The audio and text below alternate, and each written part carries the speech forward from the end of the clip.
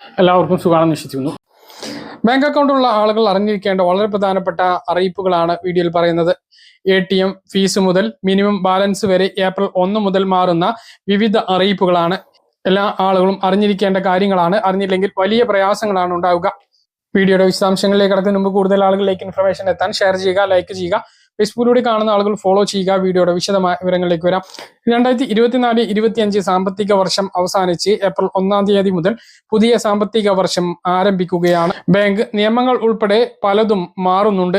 April 1 മുതൽ ഇന്ത്യയിലെ സാമ്പത്തിക മേഖലകളിൽ വരുന്ന മാറ്റങ്ങൾ എന്തൊക്കെയാണ് എന്നുള്ളതാണ് പറയുന്നത്. രാജ്യത്തെ നിരവധി ബാങ്കുകൾ ATM ചാർജുകൾ പുതുക്കുന്നുണ്ട്.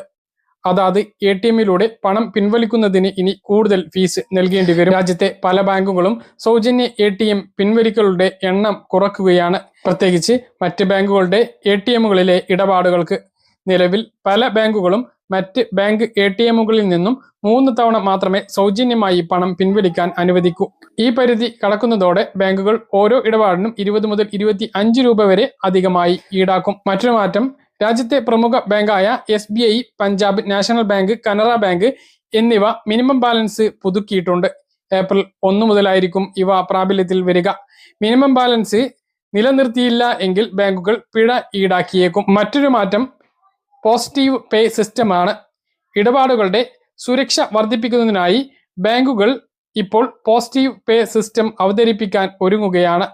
5000 രൂപക്ക് മുകളിലുള്ള ചെക്കുകൾ ഈ രീതിയാകും ഇനി ബാങ്കുകൾ പിന്തുടരുക.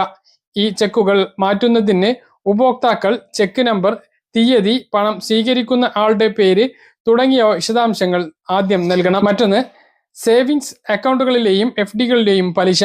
ബാങ്കുകൾ തങ്ങളുടെ സേവിങ്സ് അക്കൗണ്ടുകളും FDകളുടെയും പലിശയിൽ മാറ്റം വരുത്തിയിട്ടുണ്ട്. അതായത് സേവിങ്സ് അക്കൗണ്ട് പലിശ ഇപ്പോൾ അക്കൗണ്ട് ബാലൻസിനെ ആശ്രയിച്ചായിരിക്കും. അതുവഴി ഉയർന്ന ബാലൻസുകൾ, മികച്ച നിരക്കുകൾ നേടാൻ കഴിയും. മറ്റൊന്ന്, ക്രെഡിറ്റ് കാർഡിന് ലഭിക്കുന്ന റിവാർഡുകളാണ്. SBI, IDFC, ഫസ്റ്റ് ബാങ്ക് തുടങ്ങിയ ബാങ്കുകൾ അവരുടെ കോ ബ്രാൻഡ് വിസ്താര ക്രെഡിറ്റ് കാർഡുകളിൽ മാറ്റം വരുത്തുകയാണ്. അതായത് ഈ കാർഡുകളുടെ ടിക്കറ്റ് വൗച്ചറുകൾ, പുതുക്കൽ ആനുകൂല്യങ്ങൾ, മൈൽ സ്റ്റോൺ റിവാർഡുകൾ തുടങ്ങിയ ആനുകൂല്യങ്ങൾ ഏപ്രിൽ 18 മുതൽ നിർത്തലാക്കും. ഏപ്രിൽ മാസത്തിൽ രാജ്യത്ത് 15 ദിവസത്തെ ബാങ്ക് അവധിയാണ് ഉള്ളത്. സംസ്ഥാനങ്ങളുടെ അടിസ്ഥാനത്തിൽ ബാങ്കുകളുടെ അവധി ദിനത്തിൽ വ്യത്യാസം ഉണ്ടാകാം.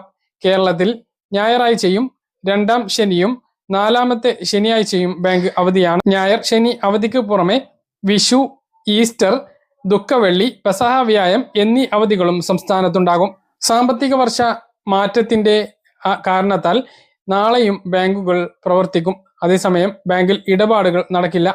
ഓഫീസ് വർക്ക് മാത്രമായിരിക്കും ഉണ്ടാകുക. 31 തീയതി തിങ്കളാഴ്ച പ്രവൃത്തി ദിവസമാണ് എങ്കിലും അവസാന പ്രവൃത്തി ദിവസമായതുകൊണ്ട് തന്നെ ഇടപാടുകൾക്ക് ബുദ്ധിമുട്ടുണ്ടാകും.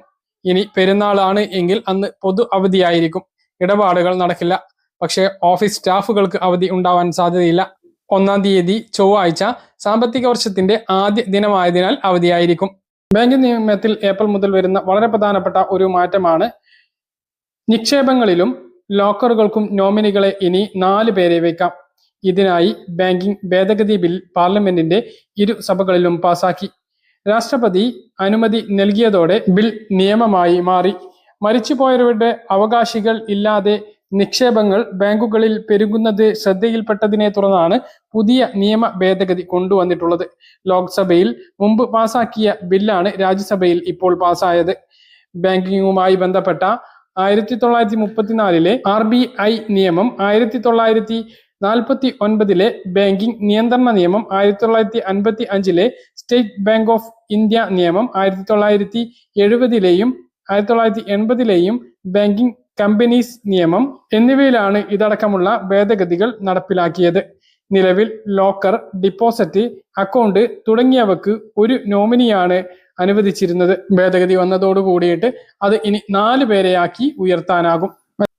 പറഞ്ഞ കാര്യങ്ങൾ കൃത്യമായിട്ട് മനസ്സിലാണെന്ന് കരുതുന്നു. ഇതുപോലെ ഇൻഫർമേഷൻ ലഭിക്കാൻ ചാനൽ സബ്സ്ക്രൈബ് ചെയ്യുക, ബെൽ ഐക്കൺ എനേബിൾ ചെയ്യുക. മറ്റൊരു വീഡിയോ നമുക്ക് കാണാം. അതുവരെ ബൈ.